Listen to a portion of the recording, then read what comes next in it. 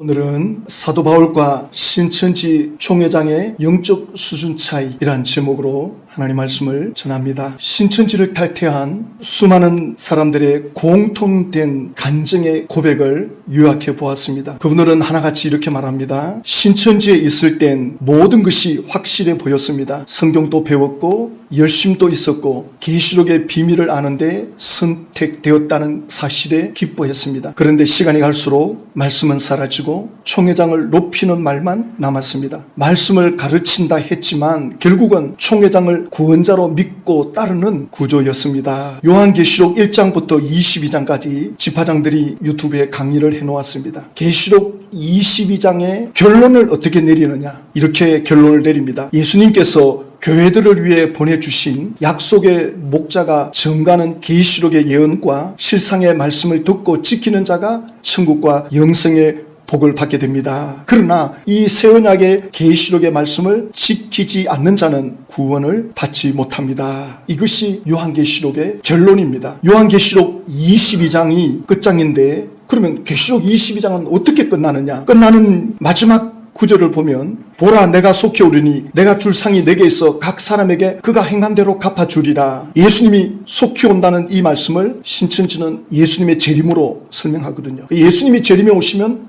행한 대로 갚아주는 이 상급 끝이 나는 겁니다. 그런데 신천지는 예수님이 지금 40년 전에 재림에 와 계시는데 행한 대로 갚아주시는 상을 받아 보았습니까? 신천지 분들은 아무도 대답 못하고 있습니다. 재림에 오셨는데 아직 이건 안 이루어졌다 이렇게 나옵니다. 예수님은 재림에 오시면 순식간에 끝이 납니다. 더 이상 할 일이 없습니다. 예수님이 재림에 오시면. 그래서 계시록 22장 20절에 이것들을 정언하신 이가 이르시되 내가 진실로 속히 오리라 하시거늘 아멘 주 예수여 오시옵소서. 예수님의 재림을 갈망하는 걸로 계시록이 끝이 나요. 21절에 주 예수의 은혜가 모든 자들에게 있을지어다. 아멘. 이렇게 끝이 납니다. 그러니까 예수님이 아직 재림하지 않았고 예수님이 재림에 오시면 그때야말로 정말 모든 것이 끝이 납니다. 그 전까지 수고한 모든 수고를 하나님이 갚아주시고 이제 끝을 냅니다. 그런데 신천지는 예수님이 지금 재림에 오셔가지고 또 무슨 구원의 일을 한다 그러는데 이건 계시록에서 말씀하는 말씀이 아니고 예수님이 하시는 말씀이 아닙니다. 신천지 총회장이 억지로 지어짜내가지고 자기 영광을 누리려고 하는 겁니다. 요한계시록 1장에 가면 예수님의 재림의 사건을 여기에다가 끼워 맞추더라고요. 예수님이 총회장에게 와가지고는 안수하면서 사명을 주셨는데 편지하라. 이 사건이 예수님 재림 사건이라 그러더라고요. 언제 어떻게 재림되어졌느냐 총회장이 구체적으로 말을 하지 않으니 모른다는 겁니다. 이 역사적 사건인데 이 놀라운 사건을 언제 어떻게 이루어졌는지 날짜도 바뀌고 시간도 바뀌고 또 그 상황을 전혀 말해주지 않습니다. 개인적인 체험인데 그러면서 이걸 객관적으로 적용을 시킵니다. 개인적인 체험이면 개인적인 체험으로 끝나야 되거든요. 하나님께서 나에게 이런 은혜를 이런 체험을 주셨다. 그건 그 사람의 개인 체험이니까 믿어도 되고 안 믿어도 돼요. 남들이. 그러나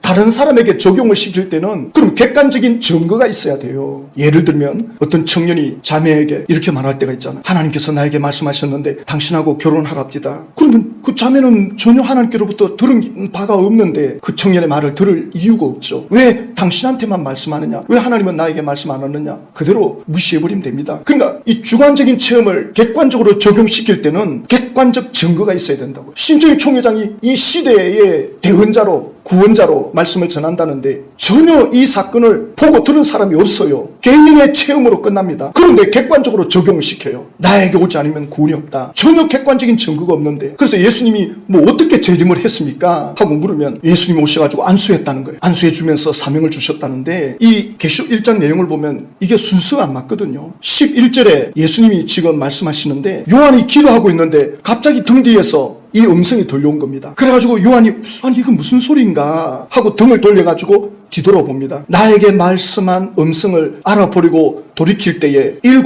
금촛대를 보았는데 이제 예수님이 부활한 모습으로 나타납니다. 부활하신 그 예수님의 모습은 영광스럽게 나타납니다. 얼마나 영광스러운지 은유법, 지급법, 비유법 같은 모든 수사기법을 동원해가지고 기록합니다. 근데 신천지 총회장은 이건 신령체다. 부활체가 아니다. 이렇게 나옵니다. 신천지 총회장은 수사기법도 모르는 거예요. 지급법이 뭔지도 모르고 요한이 몸을 돌이켜서 예수님을 보니 촛대사의 인자 같은 이가 발에 끌리는 옷을 입고 가슴에 금띠를 띠고 그 머리와 털은 흰 양털 같고 눈 같으며 그 눈은 불꽃 같고 그 발은 풀무불에 단련한 빛난 주석 같고 그의 음성은 많은 물소리 같고 그의 오른손에 7별이 있고 그 입에서 좌우에 날선 금이 나오고 그 얼굴은 해가 힘있게 비치는 것 같더라. 계속 다 같다는 말씀하잖아요. 그래가지고 이제 요한이 너무 놀래가지고 내가 볼 때에 그 발 앞에 엎드려 죽은 자같이 되매 그가 오른손을 내게 얹으시고 말씀하시기를 두려워 말라. 나는 처음이요 마지막이니 내가 전에 죽었었노라. 그러나 이제 세세토록 살아있어 사망과 음부의 열쇠를 가졌노니 그러므로 내가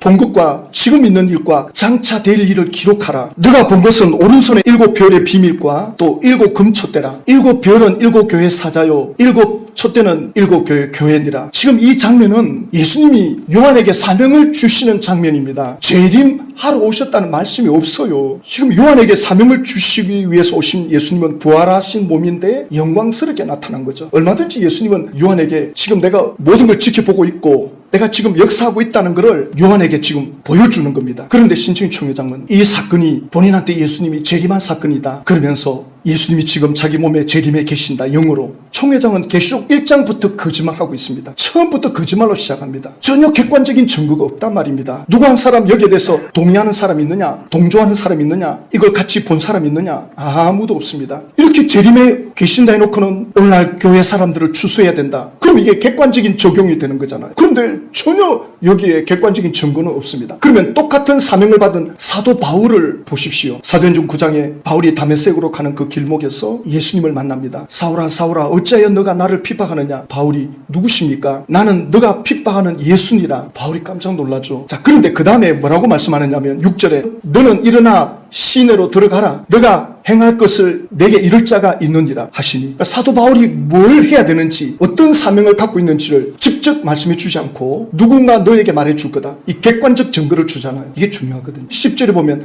그때에 다메섹에 아나니아라는 제자가 있더니 주께서 환상 중에 불러 이르시되 아나니아야 하시거늘 대답하되 주여 내가 여기 있나이다 하니 주께서 이르시되 일어나 직가라 하는 거리로 가서 유다의 집에서 다소 사람 사울이라 하는 사람을 찾으라. 그가 기도하는 중이니라. 아나니아가 이 말씀을 듣고 충격을 받아요. 왜냐하면 지금 사울이 다메섹에 예수 믿는 사람들을 잡으러 온다는 걸 알고 있거든요. 그러니까 아나니아가 예수님께 뭐라고 말씀하느냐면 예수님, 사울이 예루살렘에서 어떻게 행하였는지 우리가 다 알고 있습니다. 예수님도 아시지 않습니까? 그리고 그가 지금 다메섹에 예수 믿는 사람을 잡으러 옵니다. 그를 만나라고요? 이렇게 나옵니다. 그때 주님이 이렇게 말씀합니다. 주께서 이르시되 가라. 이 사람은 내 이름을 이방인과 임금들과 이스라엘 자손들에게 전하기 위하여 택한 나의 그릇이라. 사명을 바울에게 말씀하지 않고 아나니아에게 말씀해 줍니다. 그럼 아나니아는 예루살렘에 영향력 있는 지도자거든요. 제자거든요. 그러니까 얼마나 공감대가 형성이 되겠어요. 사람들이 들었을 때 공감이 되잖아요. 신청희 총회장은 사도 바울보다 더 능가한 위치에 있다고 하면서 사도 바울만큼의 증거도 없어요. 객관적 증거가 전혀 없습니다. 만약에 어떤 사역자가 오더라도 자기 주관적인 체험을 가지고 객관적인 적용을 해가면서 사람한테 강요할 때 무시해버리면 됩니다. 체험을 간증하는 거는 괜찮아요. 뭐 내가 뭘 봤다 들었다 뭐 그건 어떻게 하겠어요. 그러나 그걸 가지고 상대방에게 뭔가 요구한다, 무조건 무시해야 돼요. 미혹받으면 안 돼요. 완전 사입입니다. 지금 신청희 총회장이 그렇게 하고 있다고요. 사도 바울 보십시오. 오늘 읽은 사도행전 20장 24절에 내가 달려갈 길과 주 예수께 받은 사명 곧 하나님의 은혜의 복음을 증언하는 일을 마치려 하면은 나의 생명조차 조금도 귀한 것으로 여기지 아니하노라. 사도 바울의 이 사명이 아나니아를 통해서 듣게 되는 겁니다. 객관적 증거를 주잖아요. 그래야 바울이 그 유대인들에게 대화가 될 것이니까. 그리고 오해를 안 받죠. 이렇게 했는데도 오해하는 사람들도 있었어요. 그런데 신청희 총회장은 전혀 객관적 증거도 없고 또 있다고 하는 그 증거조차도 전부 조작되어 있고 법정에 가서 패소당하고 그걸 믿고 따라오라 그러는데 어떻게 그걸 정신 나간 사람 아니고서는 어떻게 따라갈 수 있겠습니까? 사도 바울이 받은 이 사명은 하나님의 은혜의 복음을 증언한다. 그러니까 복음을 전가하는 건데 이 복음이 하나님의 은혜로 주어진 거다 그러죠. 하나님의 은혜 조건 없이 주는 겁니다. 그 당사자의 조건을 따지지 않습니다. 잘났느냐 못났느냐 잘했느냐 못했느냐가 아니라 일방적 은혜를 베푸는 겁니다. 일방적 선물을 주는 겁니다. 공짜로 주는 겁니다. 이건 그냥 받으면 되는 겁니다. 그럼 받을 때 어떻게 해야 돼요? 믿어야 돼요. 아, 나에게 주시는구나. 공짜로 주는데도 못 받는다. 우리는 그걸 가지고 바보다 이렇게 말합니다. 아니, 공짜로 주는데도 못 받아? 믿고 받으면 됩니다. 하나님께서 세상을 이처럼 사랑하사 독생자 예수 그리스도를 주셨으니 누구든지 저를 믿으면 멸망치 않고 영생을 얻으려 합니다. 믿고 받아들이면 됩니다. 그래서 은혜의 복음이 되는 겁니다. 에베소서 2장 8절에 가면 너희는 그 은혜에 의하여, 하나님의 은혜죠, 믿음으로 말미암아. 그러니까 그 하나님의 은혜를 받으려면 믿어야 됩니다. 아, 나 믿지 않는데요? 못 받습니다. 할아버지 할머니들이 손주에게 용돈을 주는데 이 어린아이가 안 받겠다고 도망가면 어쩔 수 없습니다. 그냥 주는데도 안 받겠다고 하는 데는 어쩔 수 없습니다. 조건 없이 주는 겁니다. 이 구원의 은혜는 믿음으로 구원받습니다. 나 같은 죄인을 위해서 예수님이 죄값을 치러 주셨다고요? 예수님이 나를 천국으로 이끌어 주신다고요? 요한복음 1장 12절에 예수를 영접하면 하나님의 자녀가 되는 권세를 주셨으니 예수님을 주인으로 모셔드리면 하나님의 자녀가 된단 말입니까? 그분이 나를 이끌어 주신단 말입니까? 나 그분 모시겠습니다. 믿음으로 받아들입니다. 구원받습니다. 구원받는다는 말은 죄에서 건진받고 저주에서 건진받고 지옥 갈 운명에서 건진받는 겁니다. 하나님의 자녀가 됩니다. 마귀 소속에서 하나님의 자녀로 오는 겁니다. 이건 믿음으로 되는 겁니다. 그래서 이것이 너희에게서 난 것이 아니요, 너희에게 무슨 조건이 있어서 주어지는 게 아니다. 오직 하나님의 선물이다. 선물은 그냥 주는 거예요. 그냥 받으면 됩니다. 그래서 너희들의 행위에서 난 것이 아니니 이는 누구든지 자랑하지 못하게 함이니라. 엄청난 선물을 공짜로 받았다. 자랑할 거리가 있습니까? 자랑한다면 주신 분을 자랑하는 거죠. 예수님을 자랑하고 하나님을 자랑하는 거죠. 나에겐 자랑할 거리가 없습니다. 나는 그냥 받은 것뿐입니다. 그래서 예수님을 높이고 하나님께 영광을 돌리는 거죠. 내가 뭘 선행을 해가지고 뭘 지켜가지고 구원받은 게 아니거든요. 자, 이것이 바울이 전하는 복음입니다. 사도행전 20장 24절에 하나님의 은혜에 복음을 전가는 이 사명, 바울이 바로 이 복음을 전하는데, 신청 총회장은 계시록 22장 끝절에서 결론을 이렇게 내립니다. 예수께서 교회들을 위해 보내주신 약속의 목자가 전가하는 계시록의 예언과 실상의 말씀을 듣고 지키는 자가 천국과 영생의 복을 받게 됩니다. 자, 이걸 지켜야 인을 맞잖아요. 그러니까 신천지 안에 있는 분들 중에 입 맞았다라고 말하는 사람이 없습니다. 입 맞았다라고 말하는 사람에게 계시록을 딱 갖다 대놓고 당신 총회장 한 말씀대로 100% 지켰느냐, 100% 살았느냐, 하라는 대로 다 했느냐, 강하게 말하면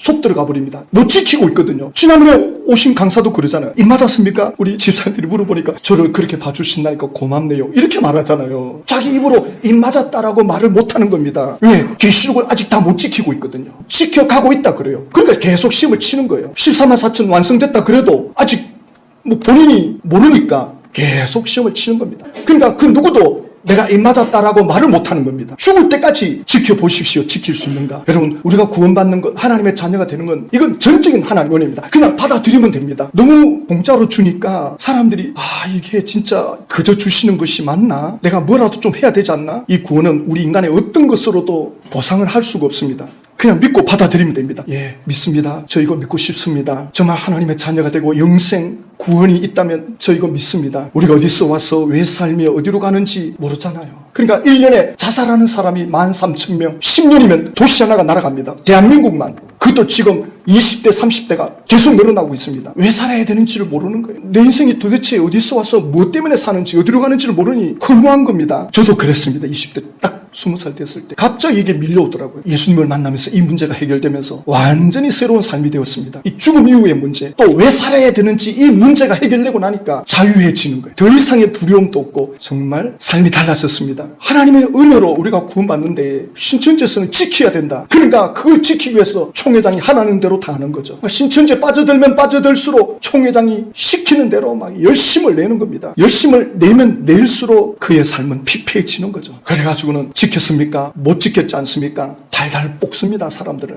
곧 이제 하나님 나라가 이루어지는데 지금은 전도를 가르치면서 하는 말이 더 이상 전도할 때가 안 온다. 지금 전도가 마지막 때인 것처럼 말하는데 우리 이지수 지사님이 이거 전에도 이렇게 해먹던 겁니다. 이러더라고요. 저는 처음 들으니까 지금이 진짜 마지막 때인 걸로 몰아붙이나? 근데 옛날에도 그랬다는 거예요. 곧 끝날 것처럼. 이런 사기꾼이 어디 있습니까? 이래가지고 노동력을 착취하고 그들이 가진 것을 착취해버리고 그들은 전부 속아가지고는 지옥 가는지도 모르고 영혼이 피폐해지는지도 모르고 정신없이 가고 있는 거죠. 자, 그러면 우리 예수 믿는 우리 신자들 입장에서는 예수님의 그 십자가의 죽으심으로 우리 죄값이 청산이 되었기 때문에 죄 문제가 해결되면 하나님과 관계가 회복됩니다. 하나님과 우리 인간은 죄 때문에 원수 관계였거든요. 그런데 그 예수님이 그 죄값을 갚아주셨습니다. 빚을 갚아줬습니다. 그래서 예수 이름으로 하나님께로 나갑니다. 이제 시작 시작입니다. 그래서 이제 우리는 뭘 해야 되느냐? 에베소서 5장 17절에 그러므로 어리석은 자가 되지 말고 오직 주의 뜻이 무엇인가 이해하라. 주의 뜻, 하나님이 도대체 왜 나를 구원해 주셨나? 하나님이 왜 나를 불러주셨나? 그리고 이제 내가 천국 갈 때까지 어떻게 살아야 되나? 하나님의 뜻은 뭐냐? 할 때 이 하나님의 뜻은 하나님의 성품입니다. 하나님의 속성입니다. 하나님의 뜻을 알려면 하나님의 마음을 알아야 됩니다. 그래서 그분의 마음을 알면 알수록 그분과 하나가 됩니다. 그래서 이 말씀한 후에 18절에 술 취하지 말라 이는 방탕한 것이니 오직 성령으로 충만함을 받으라. 술 취하면 방탕해진다. 시간을 낭비하는 거죠. 술 취해가지고는 아무것도 할 수 없습니다. 세월을 낭비하는 겁니다. 하나님께서 우리를 불러주셨고 구원해 주셨는데 천국 갈 때까지 그냥 아무렇게나 살아라 이게 아닙니다. 하나님의 뜻이 있습니다. 그 하나님의 뜻대로 살 때 그것이 영원한 상급이 됩니다. 그래서 우리가 그 하나님의 뜻을 알고자 우리가 하나님 앞에 계속 나아가는 거죠. 우리가 기본적인 건 알아요. 뭐 항상 기뻐하라, 쉬지 말고 기도하라, 범사에 감사하라. 이는 그리스도 예수 안에서 너희를 향하신 하나님의 뜻이니라. 이 기본적인 것도 못 지킵니다. 우리는 지금. 또 하나님은 모든 사람이 구원받기를 원하신다. 이것도 하나님의 뜻이다 했는데 이것도 우리는 잘 못 지켜요. 그러나 이것도 하나님의 뜻이지만 하나님께서 우리 한 사람 한 사람을 향한 하나님의 계획이 있고 뜻이 있습니다. 그 뜻대로 살아가려면 그 성령님과 친밀한 관계 속으로 들어갈 때 우리가 하나님의 뜻대로 살아갈 수 있습니다. 하나님의 마음이 공감이 돼야 되거든요. 하나님을 사랑하면 하나님께 마음이 가 있습니다. 하나님을 의식합니다. 하나님이 나를 어떻게 보시는가? 하나님이 절대적 기준이 됩니다. 그래서 사도 바울이 예수님의 은혜를 전한다, 복음을 전한다라고 말씀하면서 그 다음 9절에 25절에 내가 여러분들 중에 왕래하며 하나님의 나라를 전파하였으나 이제 여러분이 다 내 얼굴을 다시 보지 못할 줄 아노라. 사도 바울이 지금 예루살렘으로 올라가거든요. 3차 여행을 에베소에서 마치고 성령님의 인도하심을 따라 지금 이제 다시 예루살렘으로 가는 길인데 그동안 하나님의 나라를 전파했다 이렇게 말씀합니다. 사도행전 1장 예수님이 40일 동안 제자들에게 가르친 핵심이 하나님의 나라고 사도행전 28장 마지막 장 마지막 절에 보면 사도 바울이 하나님의 나라를 전파하느니라 이렇게 끝이 납니다. 사도행전은 하나님의 나라라고 하는 말씀이 6번 나옵니다. 중간중간에 나오는데 처음에도 하나님의 나라로 시작하고 예수님도 이 땅에 오셔가지고 회개하라. 하나님의 나라가 가까이 왔다. 하나님의 나라를 전하는 것이 사도들의 복음의 1순위였습니다. 하나님의 나라라고 말했을 때 항상 두 가지입니다. 이 땅에서 누리는 하나님의 나라, 죽음 이후에 가는 하나님의 나라. 하나님의 나라를 누가 통치하느냐? 하나님이 통치하십니다. 그럼 그 영역은 어디까지냐? 하나님의 나라는 눈에 보이는 이 세계, 눈에 보이지 않는 죽음 이후의 세계, 천국, 지옥, 모든 영역에 하나님의 통치 안에 들어옵니다. 하나님의 통치가 미치는 그곳이 하나님의 나라입니다. 똑같이 지금 우리가 여기 앉아있지만 하나님의 통치를 받는 사람이 있고 내 뜻대로 사는 사람이 있습니다. 그 사람은 하나님의 나라와는 거리가 멀어요. 마태복음 7장에 나오잖아요. 주여 주여 한 자마다 다 천국에 들어올 것이 아니요 내가 주의 이름으로 귀신을 쫓아내고 병든 자를 고쳤습니다. 예수님은 나와 상관없다 이렇게 나오죠. 직장 생활하면서도 어떤 사람은 하나님의 일을 하는 사람이 있습니다. 교회 일을 하면서도 세상 일 하는 사람이 있고, 그러니까 어디에서 무엇을 하느냐 이게 중요하지 않습니다. 하나님이 뭘 보느냐, 내가 나의 통치를 받느냐, 내 뜻대로 하느냐는 거예요. 그 내 뜻대로 한다는 건 하나님의 성품을 가지고 하느냐, 내 마음을 가지고 하느냐는 겁니다. 고린도전서 13장에는 사랑이 없으면 산을 옮길 만한 믿음이 있다 할지라도, 천사의 말을 할지라도 아무것도 아니다 그러잖아요. 하나님의 마음으로 하지 않는 것, 이게 믿음으로 하지 않는 거거든요. 하나님의 뜻대로 하지 않는 것, 아무것도 소용이 없다. 하나님의 뜻대로 하는 것, 하나님 나라를 하나님이 세워가십니다. 하나님이 열심히 세워갑니다. 아까 우리 집사님이 지금 신천지 돌아가는 거 볼 때 참 캄캄한데 목사님 우리가 기도하고 있는데 뭘 하나님께로부터 들은 거 없습니까? 뭐 보여준 거 없습니까?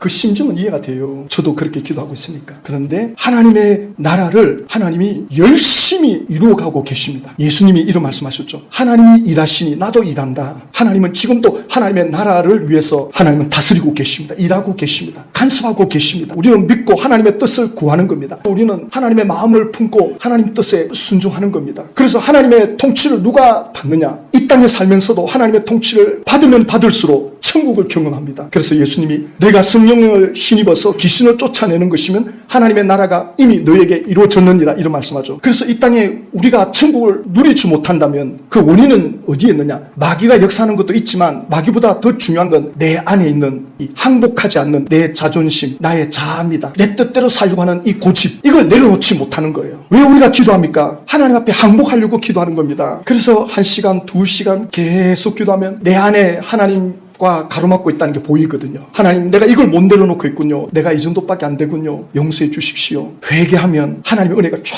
내려옵니다. 말할 수 없는 평안이 내려옵니다. 이것이 하나님과 나 사이에 다 담이 막혀 있군요. 용서해 주십시오. 이걸 깨트려 주십시오. 나를 깨트려 주십시오. 철저하게 회개하고 낮추면, 항복하면 하나님의 평강이 이제 내려옵니다. 천국의 기쁨을 맛봅니다. 그 기쁨을 가지고 하나님의 일을 하는 겁니다. 그런 기쁨을 경험한 이들이 하나님 나라에 수임 맞습니다. 이 하나님의 나라를 하나님이 통치하시고 다스리는데 하나님의 사람들을 부르십니다. 우리를 불러요. 우리를 통해서 이루어 가십니다. 근데 누구를 쓰느냐? 누가 하나님의 통치를 잘 받느냐? 누가 내 마음을 잘 헤아리느냐? 내 마음과 잘 교통하느냐? 내 마음과 잘 소통이 되느냐? 하나님은 이런 사람을 찾고 있습니다. 하나님 나라를 일하는 데 있어서. 근데 신천지 총회장이 하나님의 나라가 신천지에 있다 그러는데 이게 무슨 하나님의 나라입니까? 자기 욕심대로 욕망대로 사는데, 사도 바울이 하나님의 나라를 전파하는데 이런 삶이 있습니까? 사도 바울이 감옥에 몇 차례 끌려갔는데 이런 문제로 감옥에 끌려간 적이 있습니까? 귀신 들린 사람 귀신 내쫓았다고 감옥에 들어가고, 복음 전했다고 감옥에 들어갔지, 이런 문제로 들어간 적도 없습니다. 사도 바울과 비교해 보십시오. 사도 바울은 예수님을 전하는 입장에 있고, 총회장은 예수님이 영이 재림에 계시고 거기 가면 구원이 있고 천국이 있다고 하는 그 장본인이 사도 바울 발가락 떼만도 못한 삶을 살고 있는데 뭘 여기에서 배울 게 있습니까? 그런데 사도 바울이 지금 에베소를 떠나면서 이렇게 말씀합니다. 내가 떠난 후에 사나운 이리가 여러분들에게 들어와서 그 양떼를 아끼지 아니하며, 사도 바울 때도 사나운 이리가 있다. 양떼를 아끼지 않을 거다. 그 사람들이 들어올 거다. 30절에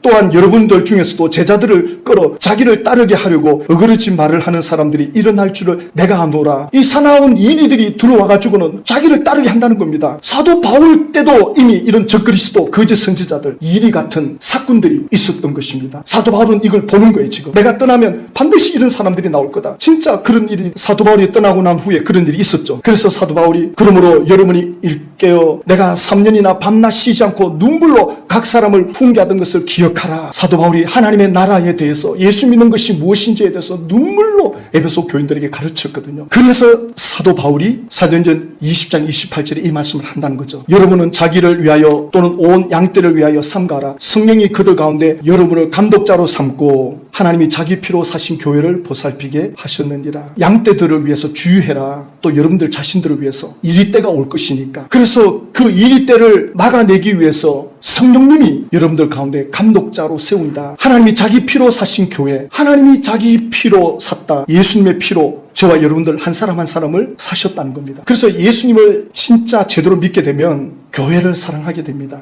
교회 공동체를. 왜냐하면 예수 믿는 한 사람 한 사람이 예수님의 피값으로 와 있거든요. 함부로 할 수가 없습니다. 그래서 제가 초신자들한테는 굳이 교회 가려고 애쓰지 마십시오. 처음부터 교회 안 가도 됩니다. 감히 제가 그 말 하죠. 왜? 교회 가치도 모르면서 교회 가가지고 시험 들 바에는 차라리 안 가는 게 낫습니다. 그러나 은혜 받는 건 빼앗기지 마십시오. 은혜 받고 말씀을 깨닫는 자리만큼은 빼앗기지 마십시오. 은혜 받고 진리를 깨달아가면 깨달아갈수록 교회를 보는 눈이 달라집니다. 그냥 교회가 아닙니다. 사람들이 모여있는 곳이 아닙니다. 하나님이 피로 값주고 산 교인들입니다. 한 사람 한 사람이 피의 대가를 지불하고 건져온 겁니다. 이걸 보살피는데 성령님이 감독자를 세웁니다. 보살피시는 사람을 세우십니다. 성령님은 지금 이런 사람을 찾고 있습니다. 이 사람이 하나님의 뜻대로 사는 사람인데 하나님의 마음을 헤아리는 사람, 꼭 감독자라고 해서 목사, 장로 이런 격에 있는 분들만 아닙니다. 교회를 보살펴 줄 수 있는 사람, 교회를 예수님의 마음으로 보살피고 돌봐줄 수 있는 사람, 그 사람은 하나님 나라에 쓰임받고 있는 일꾼입니다. 하나님의 일에 나를 불러주신다.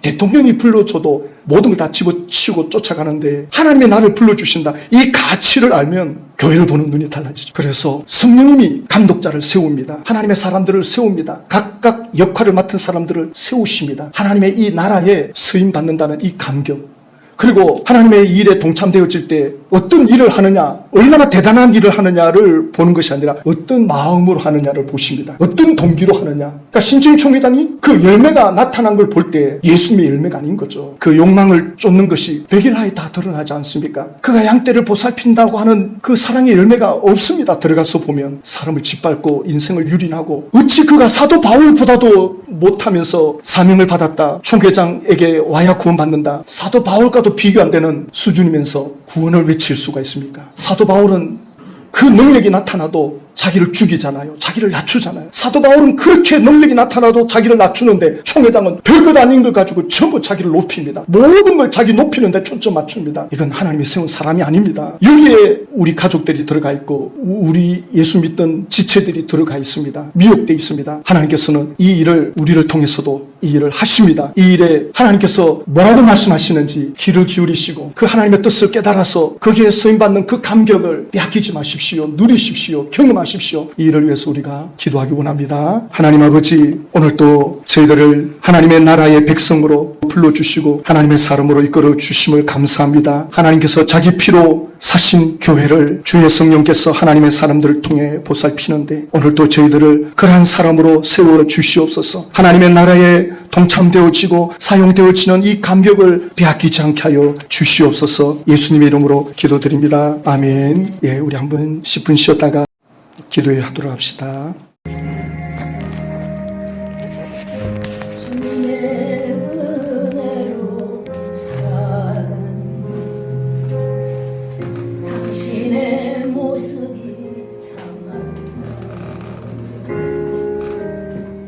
주님의 사랑을 나누어주는 당신의 모습이 너무 아름다워요.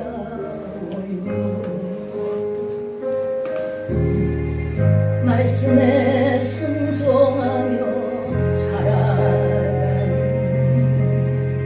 당신의 믿음이 참 아름다워요. 주님이 맡긴 사명 감당자라는 당신의 모습이 너무 아름다워요. 하나님을 감동시키고 세상을 변화시키는 당신은 이 세상에 필요한 사람, 하나님이 좋아하는 사람, 당신 때문에 어두운 세상이 사랑으로 가득 차지요.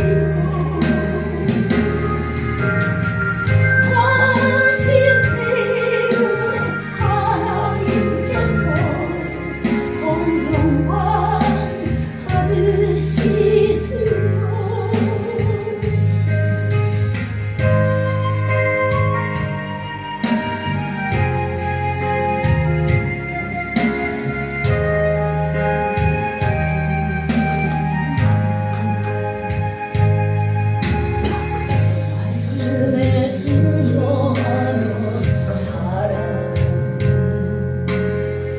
당신의 믿음이 참 아름다워. 주님이 맡긴 사명 감당자라는 당신의 모습이 너무 아름다워요. 하나님을 감동시키고 세상을 변화시키니 당신은 이 세상에 필요한 사람, 하나님이 기뻐하는 사람, 당신 때문에 어두운 세상이 찬양으로 가득 차지요. 당신 때문에 하나님께서 동영광 받으시지요. 당신 때문에 하나님께서 동영광 받으시지요. 동영광 받으시지요.